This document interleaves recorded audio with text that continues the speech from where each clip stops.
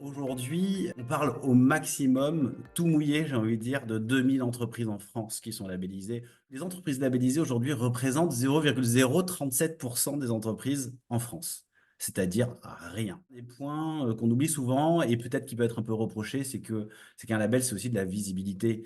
C'est chouette d'être super engagé dans son coin, mais objectivement, les entreprises viennent nous voir pour deux sujets. Le premier, évidemment, c'est de pouvoir se structurer, de s'améliorer, de faire reconnaître sa partie prenante. Mais le deuxième aussi, c'est pour gagner des parts de marché, c'est pour, je dirais, attirer des jeunes et des moins jeunes talents, c'est pour clairement aussi être visible sur ces sujets. Juste pour conclure sur cette notion de communication, nous, effectivement, on délivre à l'issue de la labellisation un plan de progrès qui est vraiment sur mesure pour chacune des entreprises qu'on accompagne, mais on délivre aussi un plan de communication qui est sur mesure pour chacune des entreprises qu'on accompagne. Notre vision, c'est qu'aujourd'hui, on est vraiment dans une démarche d'évaluation et d'accompagnement des entreprises vers une meilleure transition et une meilleure pratique une meilleure pratique de leurs activités en termes de respect de l'environnement, de l'humain et du vivant. On a des labels qui sont aujourd'hui alignés, des référentiels qui sont alignés sur les plus hautes exigences, puisque en Europe, on a aujourd'hui la chance d'avoir les plus hautes exigences en termes de RSE. Et globalement, quand vous intégrez Positive Company, vous intégrez aussi une communauté qui interagit les entreprises interagissent les unes avec les autres. Et on aime le côté parler vrai, hein. On aime le côté proximité avec les entreprises qu'on accompagne sur du long terme. Pour être labellisé aujourd'hui, à ma connaissance, hein, on est à ce jour le seul label à avoir des conditions d'obtention. Des conditions d'obtention qui ne sont pas juste basées sur de la notation. Pourquoi on a mis des conditions d'obtention? Je fais encore un petit point avec la première slide d'intro qui était sur la notion aussi de visibilité ou de communication. Je dirais aujourd'hui, quand je vois un logo sur ma brique de lait végétal, je ne sais pas ce qu'il y a derrière. Et moi, en tant que consommateur, j'ai besoin de comprendre, quand une entreprise est labellisée, sur quoi elle s'est engagée. Et en fait, on a essayé au concept et au début de la création de Positive Company d'essayer de trouver des, des critères qui soient applicables à toutes les entreprises et qui soient aussi graduels en termes d'intensité et de progrès sur leur démarche RSE. Fier aujourd'hui de vous dire qu'on a atteint à ce jour, aujourd'hui même, on a dépassé les 1000 entreprises qui utilisaient nos référentiels au quotidien. C'est un chiffre qui est assez symbolique et sympa. Et qu'est-ce que c'est que nos fameux référentiels? Donc, sachez que dans une logique de transparence, évidemment, nos référentiels sont gratuits en open source et accessibles à tout le monde, quel que soit votre secteur d'activité. On a aujourd'hui 4 référentiels qui vont de moins de 50 salariés, 50 à 500, plus de 500, et un référentiel ASSO et ONG. Ce qui va faire notre différence aujourd'hui, c'est vraiment que le 50% de l'évaluation est basé sur des enquêtes anonymes qui sont envoyées aux principales parties prenantes. Et c'est là où ça devient hyper intéressant, c'est qu'on va regarder en parallèle la politique de l'entreprise et on va la confronter avec la perception de ces parties prenantes. Et on va voir ce qui correspond et on va voir ce qui ne matche pas aussi, ou parfois des problèmes de communication, hein, notamment dans les grands groupes, hein.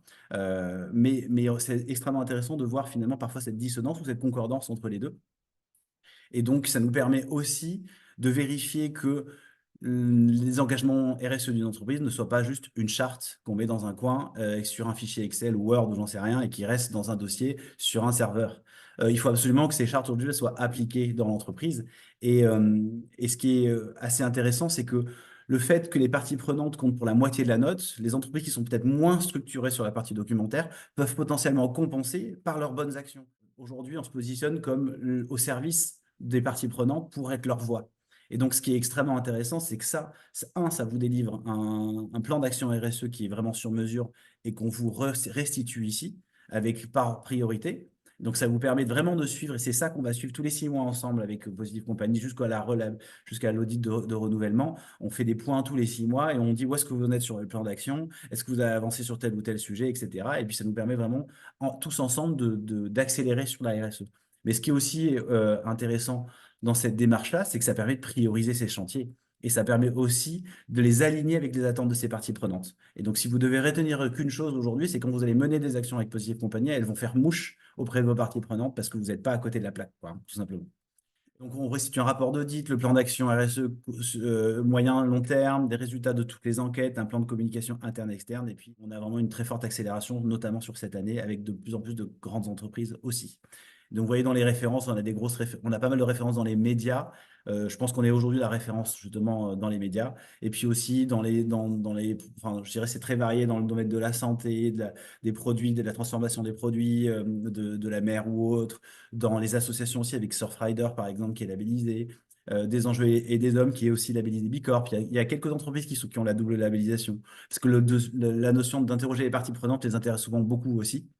On a euh, aussi une page dédiée sur notre site internet très accessible pour tout ce qui va être controverse. Donc, si demain, une partie prenante, un salarié, un client, un fournisseur vient nous voir en nous disant vous avez labellisé telle entreprise, on n'est pas d'accord parce que ceci ou parce que cela, où il y a tel type d'agissement, vous avez une page où on vous garantit l'anonymat et ça, tout de suite, dans la semaine, ça provoque une réunion avec notre comité éthique qui va laisser la parole à l'entreprise pour se défendre, entre guillemets, et qui va donner droit derrière à plus ou moins des sanctions en fonction de la gravité des controverses qui sont amenées à nos oreilles, quoi. Voilà, donc ça aussi, c'est un point qui est important aussi. C'est pas que dans un sens la labellisation, c'est aussi la possibilité derrière d'aller questionner le label sur la légitimité ou pas d'une entreprise d'être labellisée.